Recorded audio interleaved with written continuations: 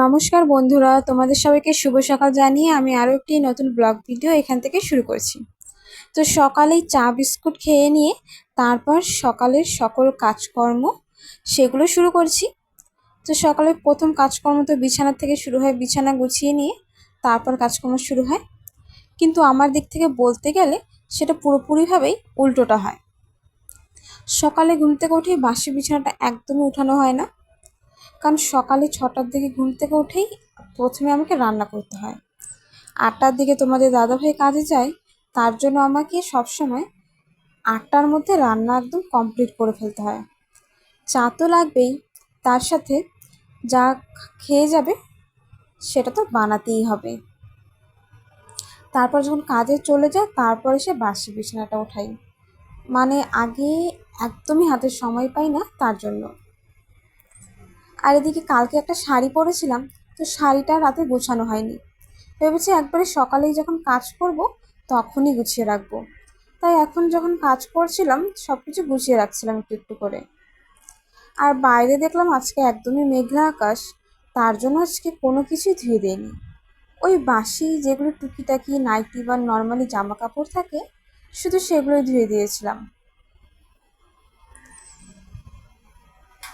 আর সকালে আমার খাওয়া দাওয়া কমপ্লিট হয়ে গেছে। আর এদিকে দেখছি যে ক্যালেন্ডারটা না এখনও আগস্ট থেকে সেপ্টেম্বর করা হয়নি, তার জন্য তারিখটাও আজকে চেঞ্জ করে নিলাম, মানে ক্যালেন্ডারের পাতাটা চেঞ্জ করে নিলাম।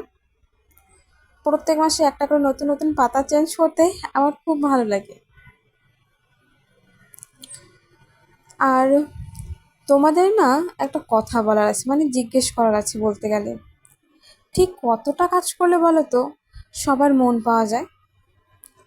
না মানে ঠিক সকাল থেকে যতক্ষণ পর্যন্ত না ঘুমোতে যাচ্ছি ততক্ষণ পর্যন্ত তো কাজ করেই থাকি, কিন্তু তার থেকেও বেশি আরও কতটা কাজ করলে প্রত্যেকের মন পাওয়া যায়?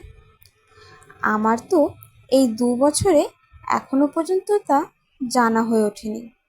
তোমাদের যদি জানা হয় তাহলে অবশ্যই আমাকে জানিও, আমিও জানতে চাই এই ব্যাপারটা। হয়তো কোনো দিন কারো মন পাওয়া সম্ভবই নয়, আমি যতটাই কাজ করি না কেন।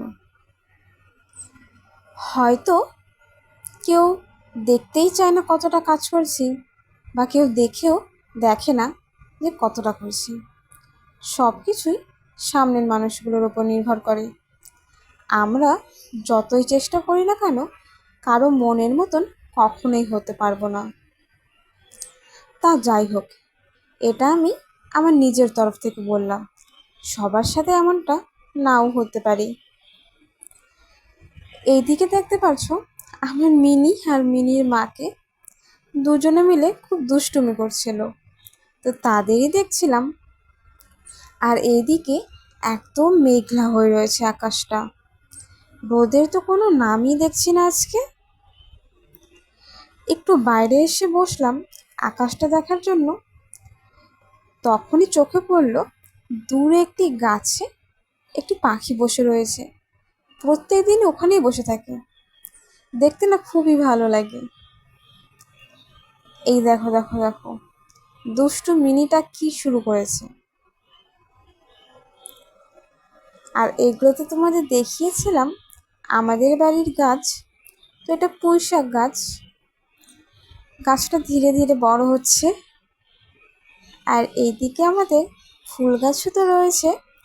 দুর্গাপূজা যখন আসবে তখন তো সকালে এত ফুল ফুটবে যে কি বলবো।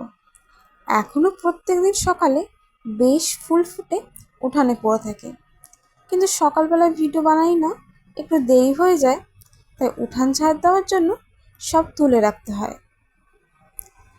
চলো বন্ধুরা, আজকে না বেশি ভিডিও বানাচ্ছি না, এই কাজকর্মের মধ্যেই ভিডিওটা শেষ করছি। তোমাদের সাথে আমার দেখা হবে আরও একটি নতুন ব্লগ ভিডিও নিয়ে। তোমরা সবাই ভালো থেকো, সুস্থ থেকো। সবাইকে টাটা।